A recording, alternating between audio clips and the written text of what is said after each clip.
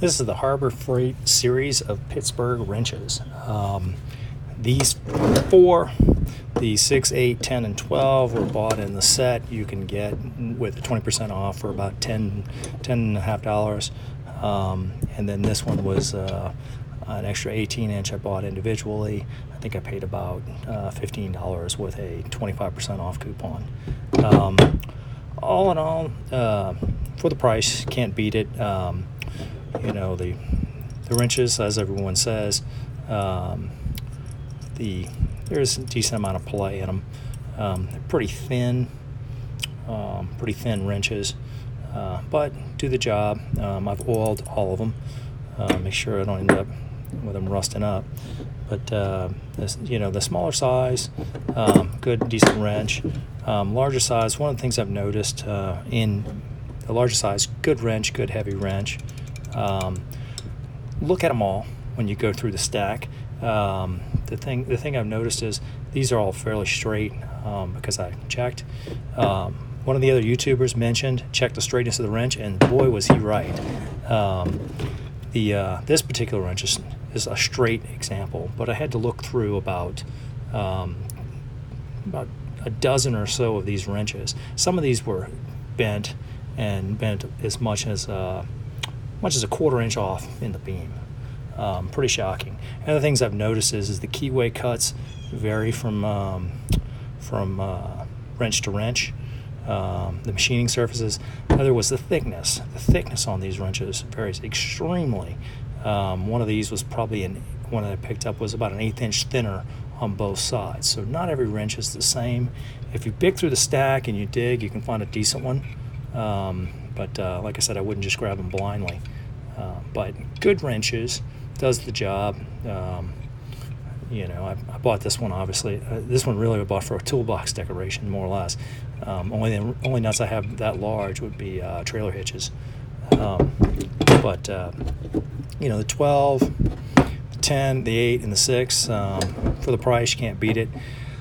Typically, I don't use adjustable crescent wrenches when I'm in the shop. I have a full set of open-ended box wrenches. I'd much rather use than adjustables. Adjustables are good for the field. If you're traveling, you're only going to bring a wrench or two. You can bring 2 adjustables and cover a lot. But be careful rounding off nuts. It's the only issue with adjustables. I also have other adjustables. I don't have with me, but I have a crescent, a 12-inch crescent. My father bought in the 70s. I still have today. Great wrench, heavy wrench. Can't beat it. A U.S.-made crescent. This, I also have a 10-inch Craftsman. Quality, okay. As close to the same feel as the Pittsburgh, although the material quality feels a little bit different. I would imagine the material you can see in the castings. The forgings, the difference. How much grainier the Pittsburgh is versus the Craftsman, and I believe it's the Craftsman USA. It's a USA Craftsman, fairly old. I've had it a long time, but definitely differences in the quality. Craftsman spring-loaded, Pittsburgh, no such luck on the spring. Actually, it feels like spring-loaded. I don't know. It's pretty tight.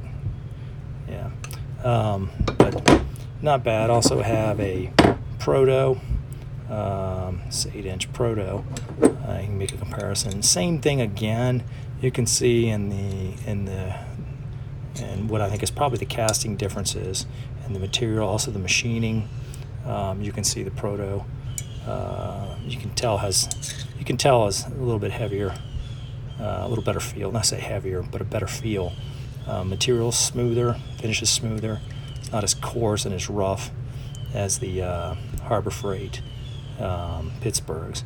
But when you need a wrench, you can see the thickness differences. Well, a big difference in thickness between the Harbor Freight and the Proto.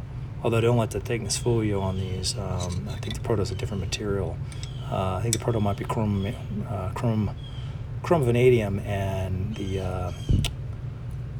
these are carbon steel, I believe. Not sure, I'd have to check. But you can see a big difference. And remember what I mentioned, the difference in the thickness of the wrench. you would also see that in the 18-inch. So when buying Harbor Freight wrenches, check several things. Check the straightness of the beam. Check the thickness of the head of the wrench. These will, like I said, will vary greatly. You can check, make sure you don't have any breaks in the teeth. Check the finish.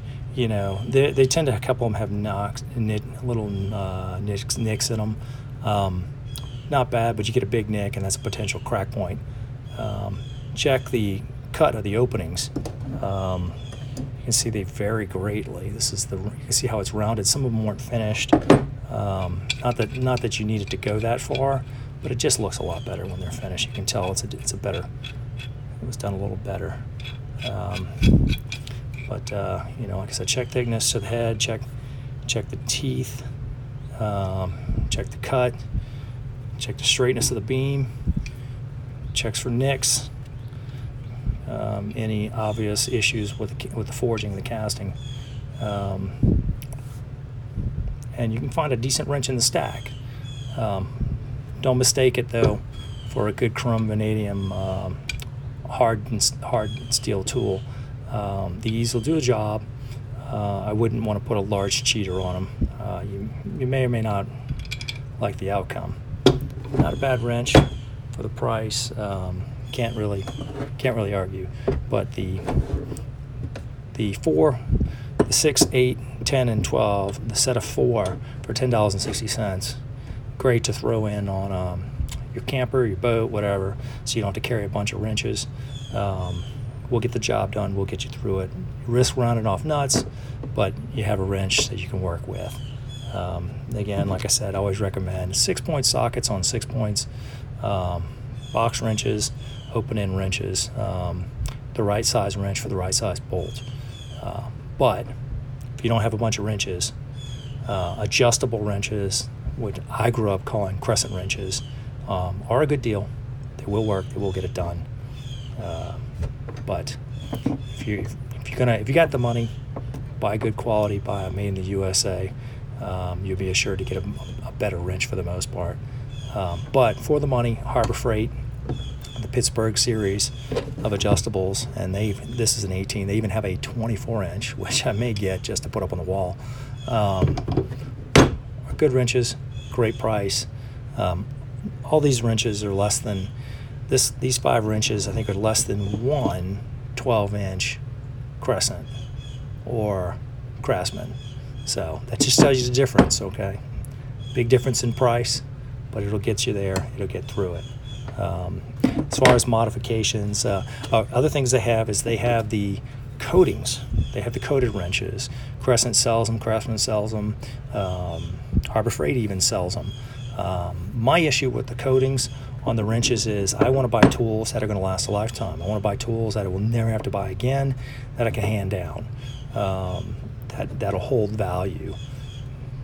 Can't expect Chinese-made tools to really hold value, although they will work, or likely work. What I don't like about the coated handles over time tend to break off.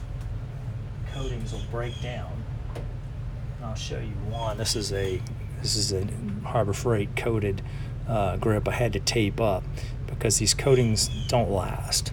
They feel good in your hands. So if you're going to buy a set of tools you're not going to use for a long period of time, not a bad deal. But if you want tools that are going to last a long time, that you can put in your toolbox and they can go through heat and won't break down like rubbers and plastics, I suggest the all-metal tools. And I recommend the same thing on the Harbor Freight. Harbor Freight sells composite ratchets. Great ratchet, lightweight, feels good. Not something you want to keep long term. That's something that's going to last a lifetime. This Harbor Freight tool may be fine. I may leave this to somebody years down the road. But for now, for the purpose, good tools. Soft grips, nice if you just want temporary tools. Not good if you plan on keeping them for a lifetime. I think this set here may be about 10 years old, and you can see it's already torn and coming apart, and eventually I'll be left with a nice narrow set of handles with no grip.